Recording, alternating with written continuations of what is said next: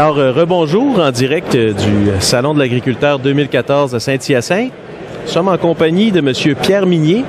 Pierre, qui est le directeur du marketing à la compagnie Axter Agrosciences. Donc, bienvenue avec nous, Pierre. Merci, Eric. Aujourd'hui, il y avait un sujet particulier que tu voulais partager avec nous. On parle de produits comme coup de fouet, biostimulants. Peux-tu nous aider à voir plus clair là-dedans? Si on parle, par exemple, du coup de fouet, qu'est-ce que c'est, ça, le coup de fouet? Le coup de fouet, c'est un produit qui a été développé il y a quelques années déjà, qui a une fonction physiologique supplémentaire à celle d'un fertilisant. En fait, la première question qu'on me pose souvent, c'est-tu un fertilisant foliaire? La réponse est non. C'est pas un fertilisant. Ça contient des éléments fertilisants, mais c'est plutôt une fonction de stimulation de la croissance, stimulation de certains processus physiologiques. Donc, un biostimulant, c'est quoi? C'est un produit qui contient des ingrédients qui permettent de modifier ou d'améliorer certains processus physiologiques dans la plante et permettent du même coup de réduire certains stress ou d'augmenter le rendement des cultures. Donc, si on veut parler d'un biostimulant, quels seraient les bénéfices en général? On parle de potentiel d'augmentation de rendement. Si on veut faire un tour des bénéfices là, de ça... Le coup de fouet, pour prendre l'exemple du coup de fouet, c'est un produit... L'utilisation du coup de fouet, c'est avec l'herbicide. Tous les essais qu'on a faits depuis près de 23 ans maintenant ont toujours voulu démontrer que le coup de fouet avait un effet sur la réduction des stress qui accompagnent l'utilisation d'un herbicide. Donc, en ajoutant le coup de fouet, ce qu'on fait, c'est qu'on aide à la plante à passer par-dessus le stress. Cet effet-là est un effet temporaire, c'est-à-dire que ça dure 2 jours, 3 jours, 4 jours. Mais l'avantage pour l'agriculteur, c'est que cette réduction de stress-là survient exactement pendant les périodes de forte croissance du mois de juin et du début juillet. Parce qu'il ne faut pas oublier qu'on met un herbicide, soit un produit pour tuer une plante sur une plante. Donc, même si la plante passe au travers, elle vit un stress. Elle vit un stress. Effectivement, il n'y a pas d'herbicide qui ne cause pas de stress. Évidemment, tout le travail qui est fait par nos amis de l'agro-industrie, c'est de trouver des herbicides qui ont des effets les moins importants possibles. Puis ils ont très bien réussi d'ailleurs. Il y a des bons herbicides sur le marché. Il y a quand même toujours un petit effet. Puis si on est capable de sauver 2-3 jours pendant la fin du mois de juin, 2-3 jours, ça peut être 50 unités thermiques par jour, 60 unités thermiques par jour. Ça s'additionne assez rapidement. Donc, à la fin de la saison, c'est ces 3 ou 4 ou 5 jours-là de croissance active où la plante peut aller chercher les engrais qu'on a mis dans le sol, la fertilité qu'on a ajoutée au sol. On peut en profiter complètement pendant ces 3, 4, 5 jours-là. Puis c'est ce qui fait qu'en fin de saison, on va aller chercher des augmentations de rendement importantes. Mm-hmm. En fait, les herbicides, j'ai toujours entendu dire que malgré que ça emmène une légère baisse de rendement, c'est moins pire que de laisser les mauvaises herbes prendre le dessus dans un champ. Exactement. Donc, là où le coup de fouet va agir, c'est sur cette baisse de rendement-là qui va... En fait, le coup de fouet n'a aucun effet sur le contrôle herbicide. Absolument aucun effet. Même dans certains cas, le coup de fouet va, parce qu'il va stimuler la croissance des mauvaises herbes aussi, évidemment, et l'herbicide, c'est un herbicide qui habituellement va utiliser la croissance de la plante pour mieux la contrôler. Donc, on a, dans certains cas, sur certaines mauvaises herbes, une amélioration du contrôle. Mais l'effet du coup de fouet, c'est vraiment sur la physiologie de la plante. Donc, ce qu'on fait, c'est qu'on va réduire le stress. Réduire l'effet du stress, je devrais dire. Le stress toujours le même, on va réduire l'effet du stress sur la plante. Et parce qu'on réduit cet effet-là, on gagne en fin de saison. OK. Donc, les bénéfices sont là pour le producteur. Oui, évidemment, les bénéfices. Quand on regarde les bénéfices qu'on a constatés dans les programmes de recherche, parce que ça fait, comme je disais tout à l'heure, près de 23 ans maintenant, et les programmes de recherche qu'on a menés ont toujours été dans le but de choisir, ou pas de choisir, mais d'identifier quels étaient les produits avec lesquels on avait les meilleures réponses. Quels étaient les produits avec lesquels on avait les meilleurs effets. Donc, depuis 23 ans, évidemment, les molécules ont changé, les produits herbicides ont changé, ça a évolué dans le temps. Et quand on regarde les plus récents produits qui sont sur le marché, on parle beaucoup des herbicides du groupe 27, par exemple, dans le maïs. C'est des herbicides qui sont très efficaces. Et quand on ajoute le coup de fouet aux herbicides du groupe 27, on va chercher des différences significatives en termes d'augmentation de rendement. Significative, ça veut dire quoi? Ça veut dire qu'au niveau statistique, au niveau scientifique, on est capable de faire la démonstration que l'effet qui est observé, l'augmentation de rendement qui est observée, est vraiment due au coup de fouet et non pas à l'effet du hasard. Puis pour ceux qui ont l'esprit scientifique, là, si on veut vraiment comprendre pourquoi ça marche dans des détails un petit peu plus profonds, qu'est-ce qu'on pourrait leur dire à ces gens-là? OK. Ben, c'est simplement une question de comprendre c'est quoi un stress pour la plante. Tous les stress, que ce soit un stress mécanique, un stress chimique, un stress de température, ont un effet qui est toujours à peu près le même. C'est-à-dire que la plante va produire des matières oxydantes. Hein? Matières oxydantes, c'est tout ce qui contient de l'oxygène. Et ces matières-là ont un rôle physiologique dans la plante. C'est un rôle de signal. Ça permet à la plante de savoir il y a un stress qui se produit à l'extrémité A, donc il faut que la plante sache comment je réagis à ça. Comment je réagis à ce stress-là. Mais le problème, c'est que quand la plante est stressée, que le stress dure un petit peu, bien, la quantité de matière oxydante devient tellement grande que la plante a les moyens de se défendre d'habitude.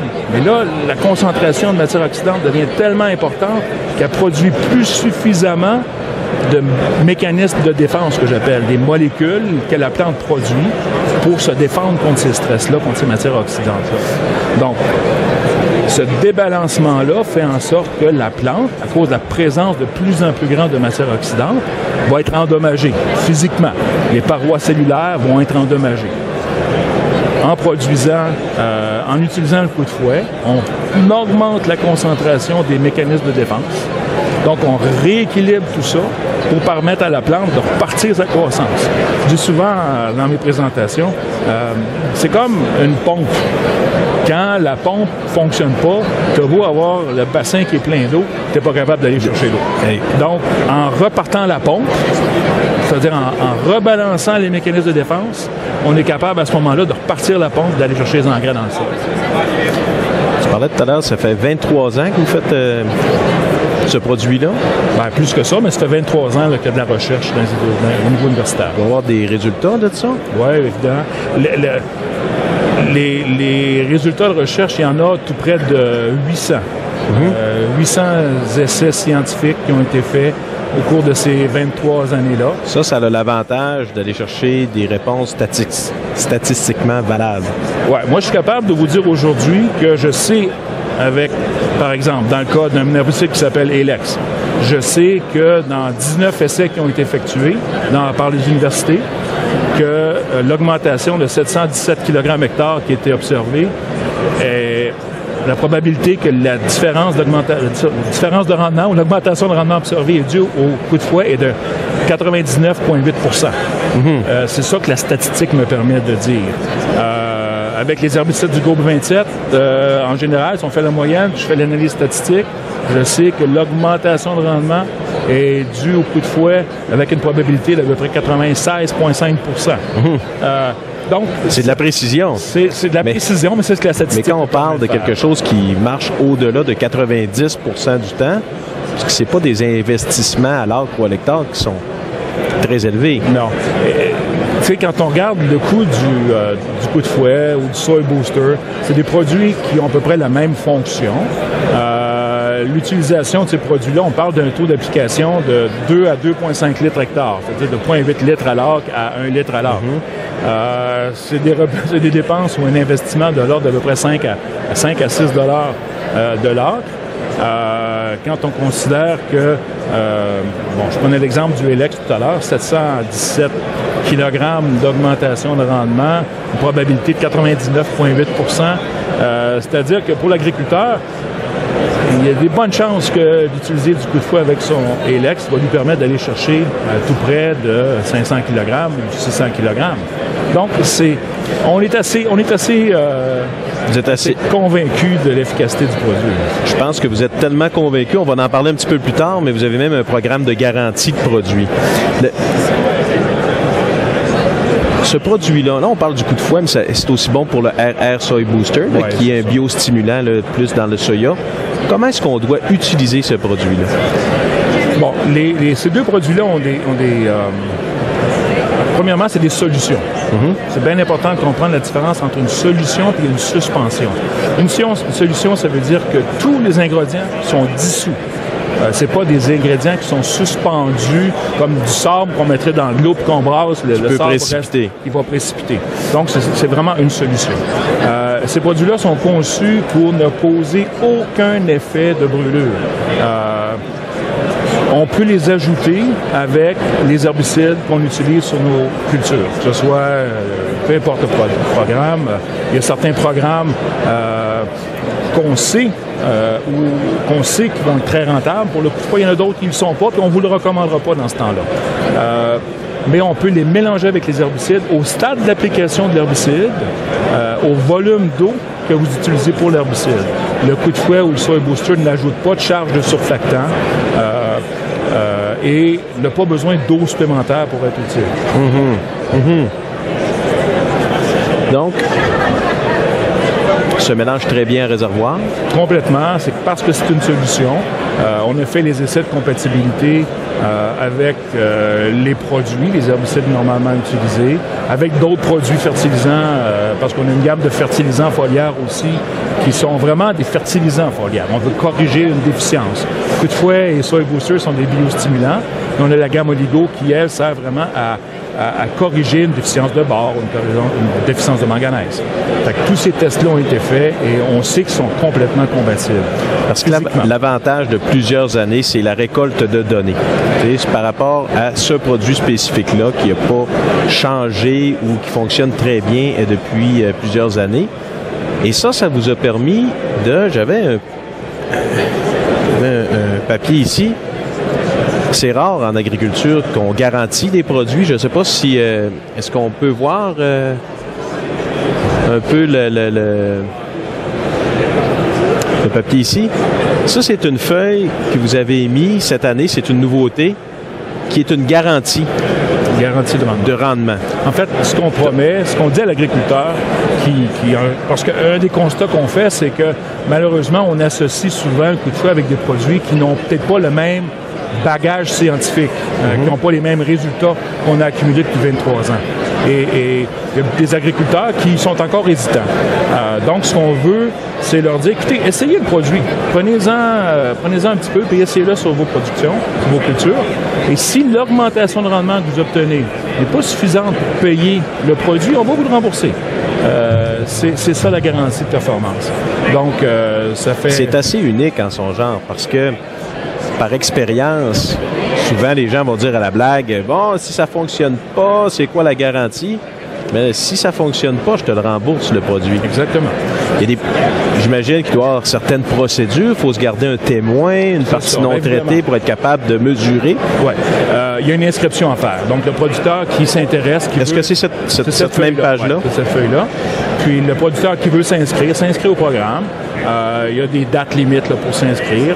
Une fois que le producteur a inscrit ses superficies, il y a 250 acres qu'on peut essayer, avec certains herbicides qui sont... Jusqu'à 250 acres. Avec certains herbicides. Les herbicides qu'on a testés dans nos programmes de recherche, on sait que ça fonctionne avec ces herbicides-là. Donc, ce sont ces herbicides-là qu'on garantit. Parce que vous les connaissez. Parce qu'on les connaît. Il n'y a personne d'autre qui peut prétendre ça. On a les données, on sait exactement quels sont les effets du coup de fouet sur ces herbicides-là. Donc, à cause de ça, on est en confiance pour garantir la performance. Donc, une fois que l'inscription est faite, en cours de saison, l'agriculteur doit se garder une zone témoin, évidemment, pour qu'on soit capable de mesurer. Effectivement. Et à la fin de la saison, il y a une pesée qui doit être faite. Et à ce moment-là, l'information est soumise à Axter. Et si la comparaison est à l'avantage de Axter à ce moment du coup de fouet, je devrais dire, l'agriculteur en est gagnant. Sinon, on va... Sinon, l'agriculteur ne perd rien. Ne perd absolument rien. Très impressionné. Ouais. Je ne sais pas s'il y avait d'autres choses à rajouter, Pierre? Non, écoutez, c'est un produit qui existe depuis près de 30 ans maintenant. L'entreprise Axter existe depuis 1981. Ça a été le premier produit fabriqué par Axter. Donc, il y a quand même pas mal d'expérience, pas mal de réacteurs pleins de produits qui ont été mis en marché. On est convaincu de l'efficacité du produit. On est tellement convaincu qu'on vous le promet. D'autre part, je pense que tout le monde a bien compris qu'il y a une garantie sur ce produit-là.